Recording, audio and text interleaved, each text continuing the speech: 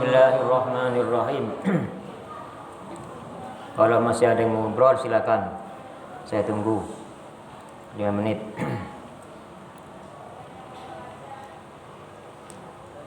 Kemarin ada laporan kalian gak tertib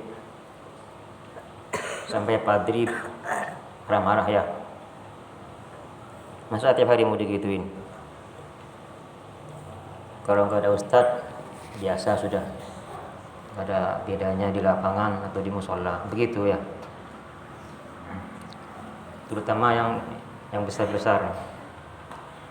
Jangan nunggu sampai saya marah ya. Saya bisa nempelin kalian. Ini sudah lama-lama udah tahu. Saya pernah nempelin, sering saya nempelin. Sekarang saya belum pernah. Saya mesti tahan. Saya akan berusaha untuk bersabar. Makanya tadi saya baca sholawat saja biar saya sabar. Ya, jadi tolong di sini itu musola, apalagi di samping ini ada area guru kita itu. Beliau kadang-kadang masuk di dalam istirahat. Tidak tertib, jangan berisik. Saya udah bilang, kalau mau berisik jangan di sini, di lapangan. Ini berkali-kali.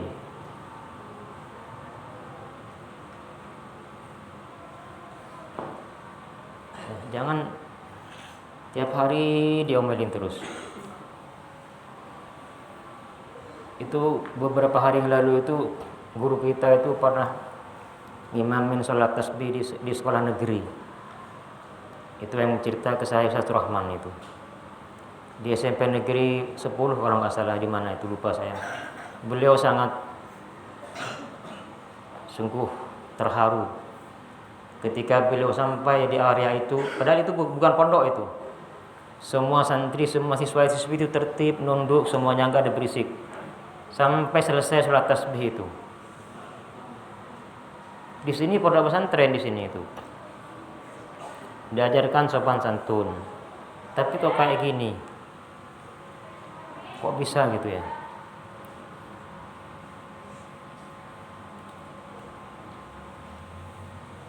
Coba dirubah sedikit demi sedikit. Sopan santunnya itu dijaga. Terus kalau jalan tuh ya, kalau jalan ini sering saya sampaikan, di antara akhlak kepada guru, nggak boleh jalan depannya guru, nggak boleh nyelonong depannya guru itu, kecuali misalnya nggak ada lagi, boleh depannya dengan cara yang sopan santun, nunduk. Ini kadang-kadang ada gurunya mau ditabrak. Saya sering ditabrak saya itu sama anak itu. Coba, terutama yang sudah SMP, sudah besar-besar ini ya. Bukan saya minta dihormatin, bukan guru minta dihormatin, kamu harus punya sopan santun. Bedakan ketika antara bertemu dengan guru dan bertemu dengan teman-teman. Jadi kalau ada guru lagi jalan, pasti jalan gurunya duluan, kamu belakangnya dikit. Kadang-kadang mau balapan, saya mau ke sana mau balapan, samping kanan kiri itu. Yang begitu ya. Kan sudah saya ajarkan itu. Jangan jalan di depan guru. Gurunya di depan, kamu di samping kanan kiri. Ini kadang-kadang saya juga malu nih. Kadang-kadang guru kita itu bagaimana? Ini kenapa ini? Berdiri.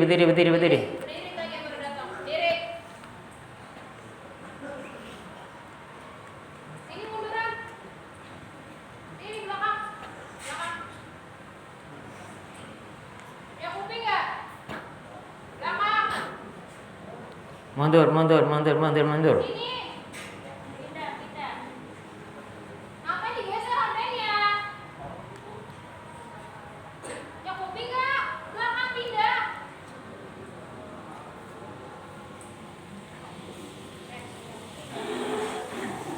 Bilang ya? Ya kuping nggak? Ya main saya gitu tahu. Sana. Ngapain sih kumpul?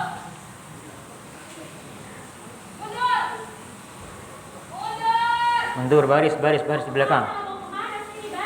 Baris. Tunggu, saya hitung sampai 3. 1 sampai 3. 2 3.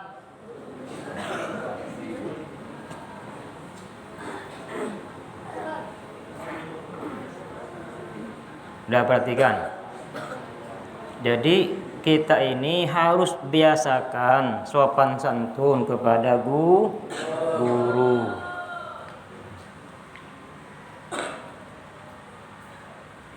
Kalau misalnya ketemu dengan guru, terutama tuh guru besar itu Bapak Encon tuh, itu orang sepuh dia itu. Saya sering ngeliatin anak-anak itu, kepada beliau tuh kurang hormat. Walaupun beliau nggak ngajar pada kalian di kelas-kelas, tapi beliau kan yang ngatur semuanya, dia manajemen.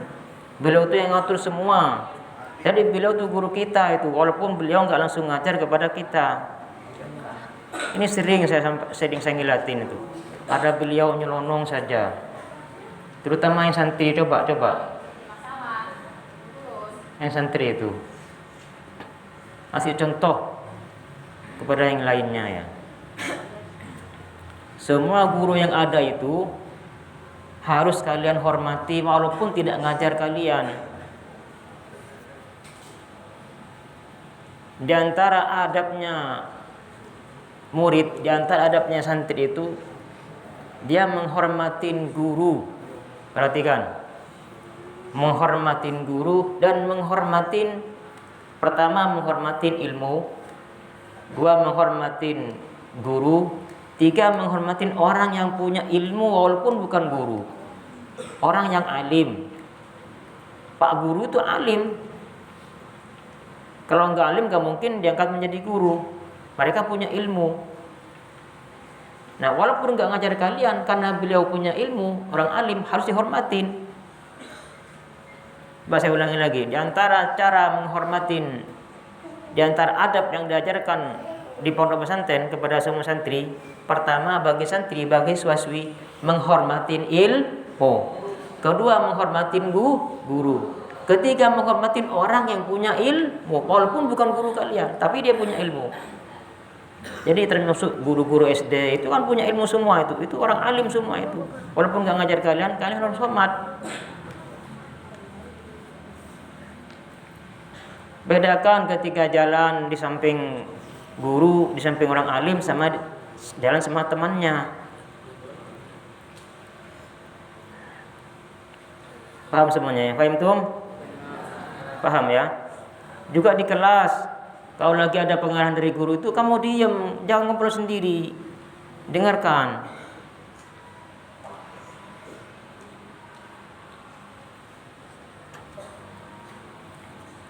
Dah semuanya anak saleh.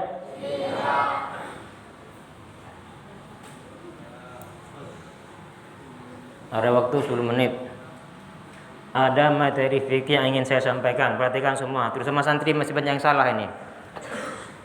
Dalam sholat, dalam mazhab Syafi'i itu wajib kita membaca suratul Fatihah, baik imam maupun makmum, semuanya wajib baca. Ada sebuah hadis, la salata liman lam yaqra bi Fatihatil kitab. Tidak sah sholatnya bagi orang yang tidak baca Al-Quran, tidak baca Fatihah. Ini baik yang imam maupun yang makmum, semuanya wajib baca suratul Fatihah. Kecuali kalau makmum masbuk. Ketika kita menjadi makmum masbuk, apa makmum masbuk itu makmum yang didahului oleh imam. Ada imam saya sholat, kamu masih wudhu di belakang. Selesai wudhu kemudian naik ke musola ke atas. Sampai di atas kamu takbir. Ketika takbir imam langsung ruku. Itu namanya masbuk kamu. Nah, kalau posisi seperti itu, kondisi seperti itu langsung ikut ruku. Enggak usah baca suratul Fatih. Kenapa? Karena itu namanya masbuk. Ya. Jadi yang boleh tidak baca Fatihah dalam mazhab Syafi'i bagi makmum ketika dia masbuk. Kalau muwafiq itu orang yang ikut dengan imam sempurna. Dia sempat ikut baca Fatihah, itu enggak boleh enggak baca, wajib baca. Ini pernah saya sholat, dengarkan semuanya nih. Di samping orang, dia bacanya panjang. Nyaring, saya sampingnya. Dia baca doa iftitah. Ketika imam, kalau nggak salah Abah yang imamin. Allahu Akbar, dia baca Allahu Akbar kabira, walhamdulillah katsira, wa subhanallah wa wasila. Kita tahu kan Abah cepat ya. Ketika Abah ruku, dia belum baca suratul Fatihah. Baru selesai doa iftitah, lalu dia ikut ruku, itu tidak sah sholatnya. Kenapa? Karena doa iftitah hukumnya apa? Sunnah. Sunnah apa itu? Sunnah abad. Jadi gimana caranya? Perhatikan. Kalau kondisi seperti itu, kalian baca suratul Fatihah sampai selesai, dan itu termasuk udzur. Alasan diperbolehkan tertinggal daripada imam bahkan sampai 3 rukun itu. Diperbolehkan kamu tertinggal daripada imam, dimaafkan. Jadi selesaikan Fatihahnya sendiri. Selesaikan. Kamu dimaafkan sampai 3 rukun itu. Baru setelah selesai Fatihahnya lalu ikut ruku, i'tidal, dan samakan dengan imam. Terus lagi begini, kadang-kadang di rakaat kemana? Ketiga atau kedua. Kita tahu Abah kan cepat ya kalau bacaannya. Kita bangun dari sujud, Allahu Akbar. Nah, harusnya kalau kita tahu yang cepat, kita langsung baca Fatihah. Bahkan baca Fatihah itu boleh bareng dengan imam. Andai kata nggak bareng, dia nggak sempat. Contohnya apa? Di sholat tarawih ya. Tarawih cepat kan?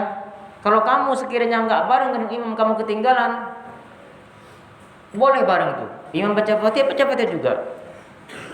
Ini kadang-kadang Allahu Akbar bangun dari sujud itu, sebentar saja bangunnya dia.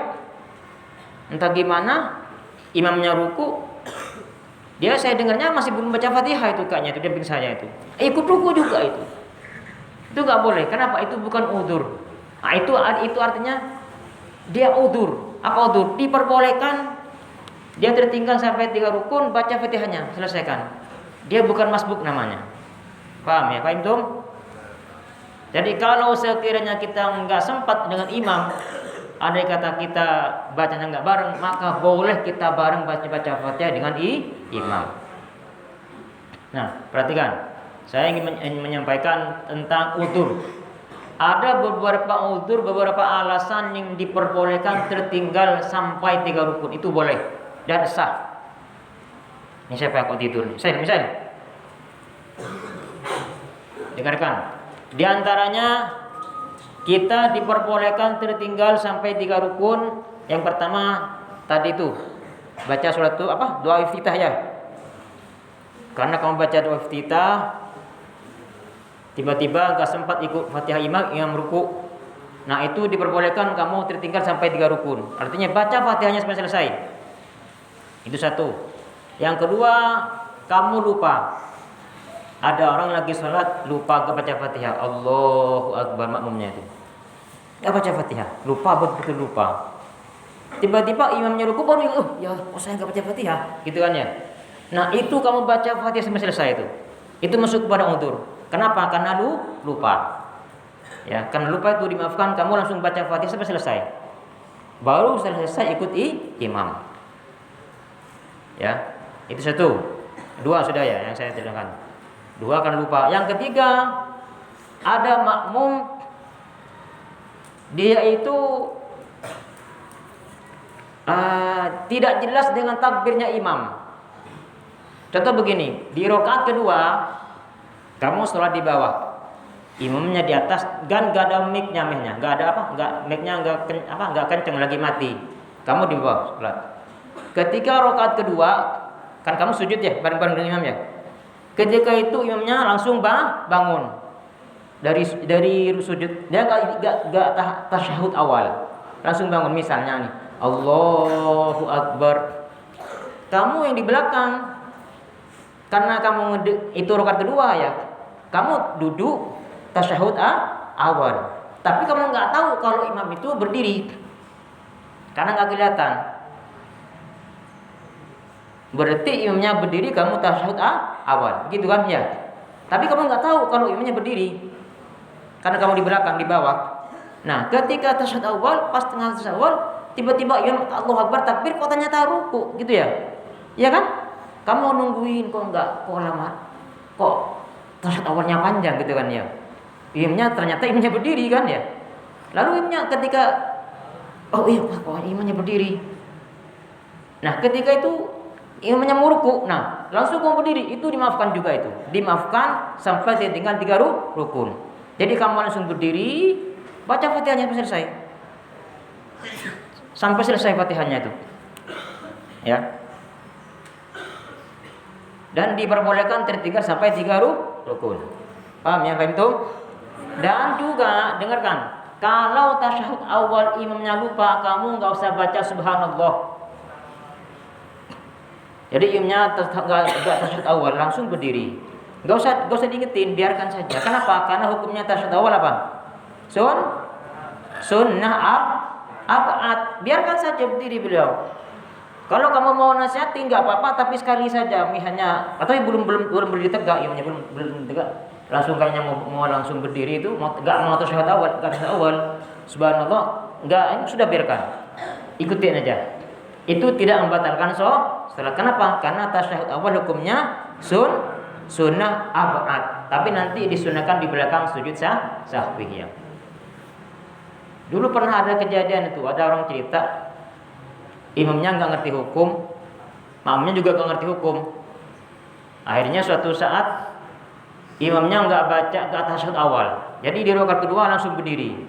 Makmumnya ngingetin subhanallah di belakang, subhanallah lagi. Ya, imamnya juga nggak ngerti hukum, bacaan lagi di belakang subhanallah. Akhirnya imamnya ruku, duduk lagi, gitu ya, duduk lagi. Tasyahud awal itu batal, mana itu? Itu malah batal. Kenapa? Karena tasyahud awal hukumnya sunnah ab'ad, walaupun ditinggalkan sekalipun sengaja enggak masalah. Kamu sengaja enggak tasyahud awal enggak apa-apa. Itu sah ya. Cuman nanti di belakang disunahkan sujud sahwi. Paham ya? Jadi yang keempat tadi, ada orang jadi makmum, dia ragu dia bingung ini takbirnya imam yang berdiri apa tasyahud. Kamu anggap dia tasyahud ya, ternyata imamnya langsung berdiri. Nah, ketika itu kamu baru imamnya mau ruku, berarti kan kamu harus berdiri. Fatihahnya sudah gak baca ya. Nah, itu kamu baca Fatihahnya sampai selesai, itu namanya udzur ya. Ini saya mesti ngomong. Nah, itu yang keempat. Yang kelima, di antaranya udzur atau alasan diperbolehkan tertinggal kepada imam sampai 3 rukun ialah kamu ketiduran saat tasyahud. Ketika tasyahud awal kamu ketiduran, misalnya ketiduran, tapi duduknya harus mutamakin ya, kamu ketiduran, tak kelap, bangun, imam sudah mau ruku. Nah, itu masih dimaafkan, kamu tertinggal sampai 3 rukun. Jadi kamu berdiri, Allahu Akbar, selesaikan Fatihahnya itu sampai selesai, baru selesai ikut imam. Nah, ukuran 3 rukun bagaimana? Perhatikan semuanya, biar tahu 3 rukun itu apa. 3 rukun itu ialah yang dihitung rukun panjang. Jadi ketika kamu berdiri ini, sudah berdiri ini kok tidur semua nih. Nggak ngerti ntar nih, tangga nih, bangunin, fit.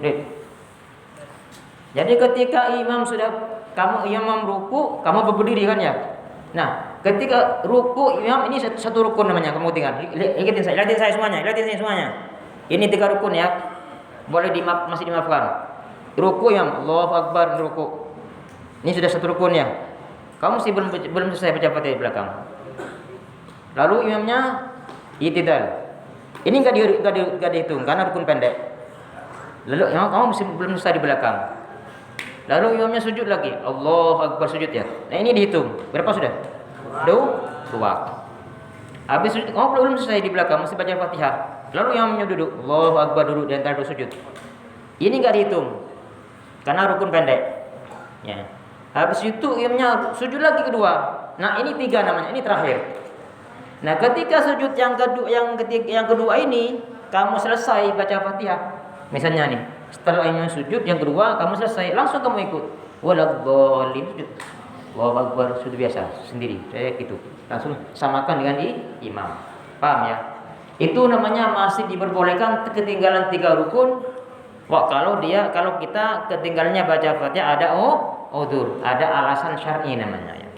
Nah, andai kata perhatikan, ketika rukun yang ketiga itu masih belum selesai kamu, Jadi ketika itu imamnya sujud kedua, kamu belum selesai mesti iyyaka na'budu wa iyyaka nasta'in. Lalu imamnya berdiri, ya. Berarti rukun berapa itu? Keempat, ya. Nah, ketika seperti itu ada dua pilihan. Pilihan yang pertama, kamu langsung tetap berdiri ngikutin imam. Ikutin imam sudah. Rakaat berarti rakaat ketiga ya. Ya, 3, 4 salamnya. Nah, tapi terakhir kamu nanti bangun lagi nambah 1 rakaat. Paham? Ya. Jadi ketika itu ini dua pilihan. Jadi satu pilihan dia ikut imam langsung, enggak usah kemana mana.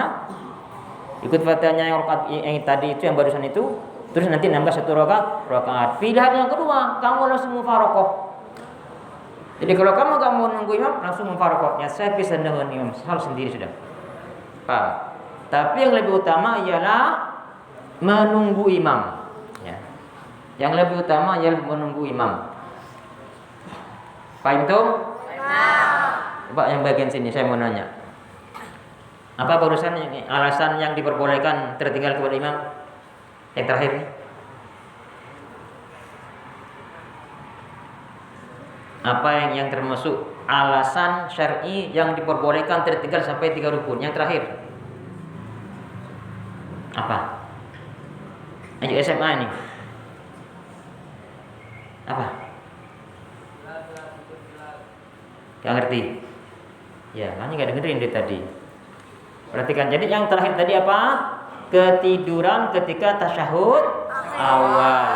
Ketiduran bener, gak sengaja. Tiba-tiba seret gitu, seret bangun, imam sudah mau ruku. Nah, ketika itu kita langsung berdiri, selesaikan Fatihahnya, itu diperbolehkan tertinggal sampai 3 rukun. Batasnya 3 rukun mana? Sujud yang kedua.